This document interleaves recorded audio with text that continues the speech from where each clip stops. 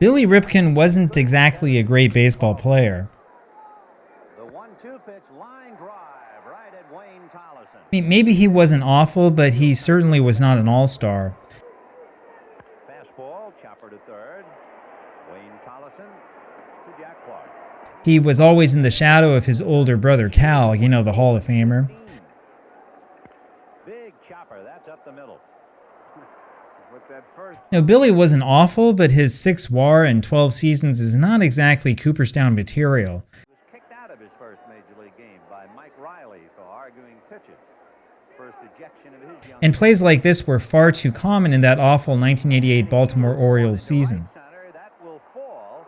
Not only will Orsolak score, going to third, and Clark cuts it off now, and they've got the pinch on. Now the rundown and the tag. But Billy became famous for a certain baseball card, one that remains notorious to this day. Now, you guys just saw what that said, right? It clearly said Rick Face. Anyway, that's my story. I'm sticking to it for the rest of this video. But of course, you already knew about that 1989 Fleer baseball card, right? This has got to be the most famous baseball card of the entire junk wax era. And it's kind of fitting that Fleer is the company that made it. So if you look at Topps baseball cards from, I don't know, like 1980, you'll notice that they're pretty simple. Most of the cards were profile pictures, some of them with simulated game action like this Manny Trio batting practice card.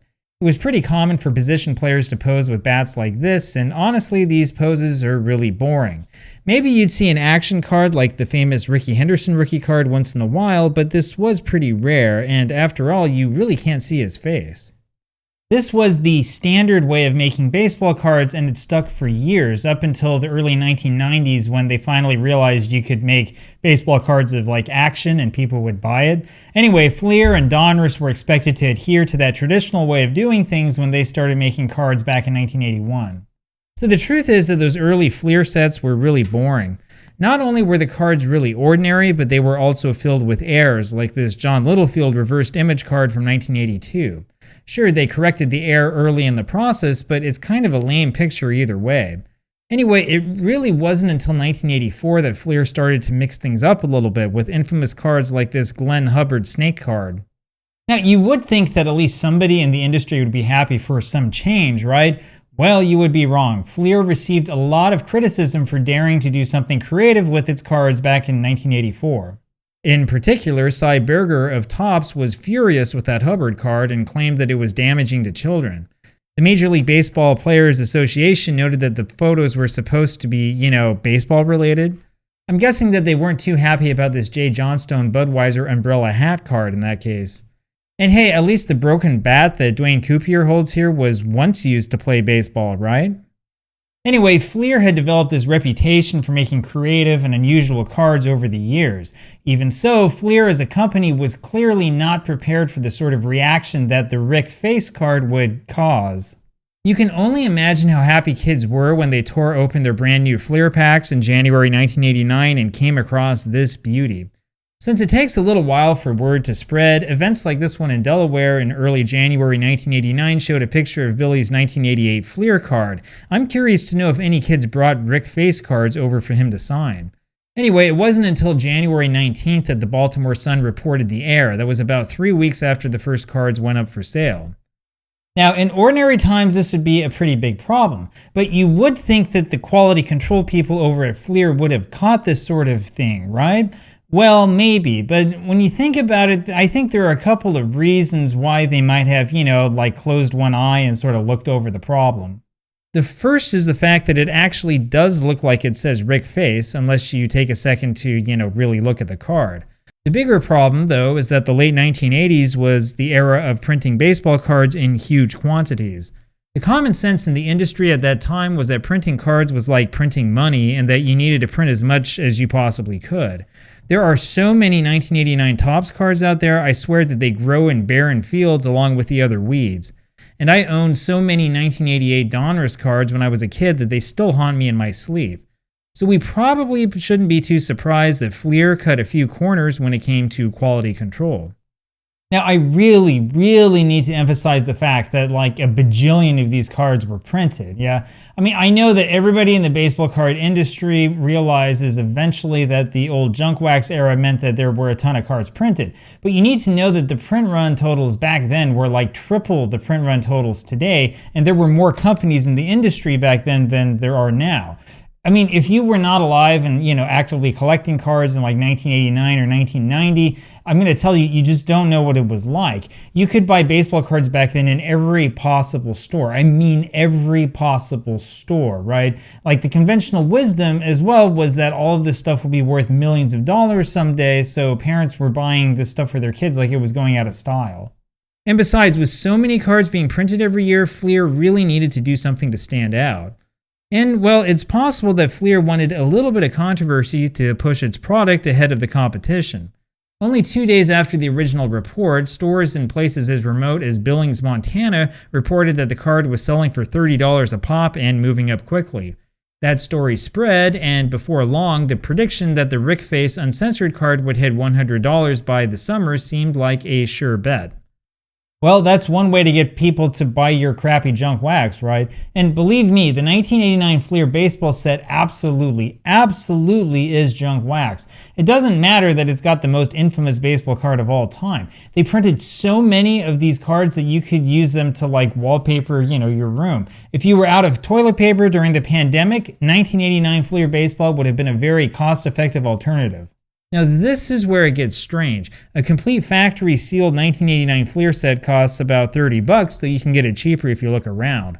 But you will routinely see unopened boxes sell for hundreds of dollars more than that. There is a trick to figuring out which is which, and I've got an explanation for you. This is thanks in large part to postwarcards.com, one of my favorite baseball card sites, so go check them out. Okay, first things first, you really need to buy an authenticated box to know that the provenance is right. You see, there's nothing on the box itself that tells you what print run the box comes from. Unfortunately, this number on the side of the box doesn't mean anything. You have to see the number on the case instead.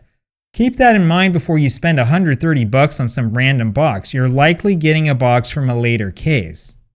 But there are sometimes reasons to want to get the later boxes as well, and I'll get into some of those variations in a second. Anyway, first of all, here's how to tell if your case might be early enough to give you one of those Rick Face cards. You need to see the case itself, and in particular, you need to look for this code down here, 83422 in this case. The first number is the year of printing, 9 for 1989 or 8 for 1988, and the next three numbers represent the date of the year. So 83422 would mean that the box was packaged on the 342nd day of 1988 or December 7th, 1988. Anything before 90171 or January 17th, 1989 will have the error, and there are rumors that you can find the Rick Face cards in January 20th, 1989 boxes.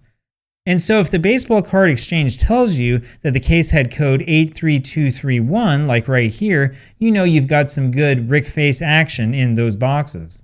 There's another way that you can get a good chance of scoring one of those Rick Face beauties. Go grab a cello pack or two. Of course, you're guaranteed to get a Billy Ripken if he's the top card on your cello pack. And it seems that the cello packs are all from an early print run, which means it's guaranteed to be the Rick Face card. Of course, this is one of those times where you probably want a pack that has been graded, though you might want to find a more reputable company than whatever this is. It seems, though, that all the Ripken graded cello packs indicate that Rick Face is indeed on the bat. And if you're really into 1989 Fleer baseball cards for whatever reason, you need to go out and get yourself one of those unopened cello boxes. There was some guy 16 years ago who got a full cello box and opened it up and broke it down. Out of the 864 cards in the box, he wound up getting 99.54% of the set. He was missing only 3 cards. And the Billy Ripken card he got had that nice shout out to Rick Face on the bat handle. So if you want a really good shot at getting one of those original versions, go for a cello pack, or you need to get one of those wax boxes that come from the right cases. However, you also need to know about the variations of the Rick Face card. This is where stuff actually gets really interesting. You've got this white scribble version where somebody lightly added whiteout, but you can still read the knob. There's also a version with the knob fully whited out, which looks like this. You can also find a black scribbled out version. And there is the black box version, which I think is the most common. There's also this saw cut version, which was supposed to be destroyed, but thousands of these exist. Post-war cards shows us that the white versions are the rarest, and the Rick Face card is actually the most common, but everybody would still rather have a Rick Face for their collection. Now, the truth is that Billy Ripken actually felt horrible about the card. He felt like he let a nation of kids down. Little did he realize that the Rick Face card was likely the highlight of the childhood of millions of kids. So Billy Ripken told his story to CNBC back in 2008. Billy had received a shipment of a dozen bats during that awful 1988 season, and he noticed that they were too heavy, so he decided to use them only for batting practice. He decided to write Rick Face on the knob so he could find it in a hurry if he really needed to. It wasn't until those cards were printed in early January that the Orioles PR guy, whose first name happened to be Rick, told Billy that there was a problem. Now, of course, Billy Ripken should not have listened to him, right? Because a guy named Rick would have a problem with the Rick Face slogan on the bat. Anyway, poor Billy felt embarrassed about the whole thing and said so to the media several times. But the damage was done, and the Rick Face card was already famous. Billy couldn't believe that the proofreaders at Fleer didn't catch the saying before printing the card. Well, like I said before, it clearly says Rick Face, so they probably didn't think too much of it if they saw it. That plus, I really do think that the people at Fleer kind of wanted a little bit of controversy to get people to buy their packs. And by the way, the Rick Face card was not the only controversial card in that 1989 Fleer baseball set. The thing is that most people have forgotten about the other one. That would be this card, the Randy Johnson rookie, an obscure guy I'm certain you've never heard of. Anyway, if you look closely, you can see that there's a Marlboro cigarette ad right next to his head, though it's pretty dark. This is a recognized early variation, and it's also worth quite a bit of money. The more common version has that advertisement completely blacked out. Now, you should know that the more common version of this card is common because all the later printings have it blacked out, right? And that means that if you buy like the complete set, which is where tons and tons of these cards were printed, you'll have that blacked out, and poor Rick Face will have his name blacked out on Billy Ripken's bat. But if you want a chance at these naughty cards, you really have to go for those early unopened wax cases and the cello packs. Now, the funny thing is that there are other Notorious baseball cards out there from the history of baseball cards, and you guys may or may not actually know about these. So, for example, nobody at Topps thought of telling Claude Raymond to button up his fly back in 1966. And poor Claude had the same problem again in 1967. What a coincidence. Also, in 1989, this scorecard for pitcher Paul Gibson had his shortstop in the background doing something. Score did come up with an airbrushed version, though it looks like the shortstop has two right arms. And then you've got the cards with those expressive and meaningful hand gestures, and there are a few more of those out there than you would think. So it's probably bad enough that this 1972 Topps Billy Martin in action card has him yelling at an umpire, though that's the action he was most commonly associated with. In his other 1972 Topps card, he's subtly letting that umpire know what he really thinks of his calls. Old Hoss Radbourne was known for winning 59 games in 1884, but he was also known for this creative hand signal in an 1887 Old Judge card. And we know that that was deliberate since he did the exact same thing in this 1886 Boston Bean Eaters team photo. By the way, this is the oldest photo we have of somebody giving that particular gesture. Well, that was the 1880s, right? Nobody knew what that hand gesture meant back then, right? So you'd think that if somebody tried to do that like in the 1990s, that the photographer would like catch it and, not take the photo. Yeah, you would be wrong.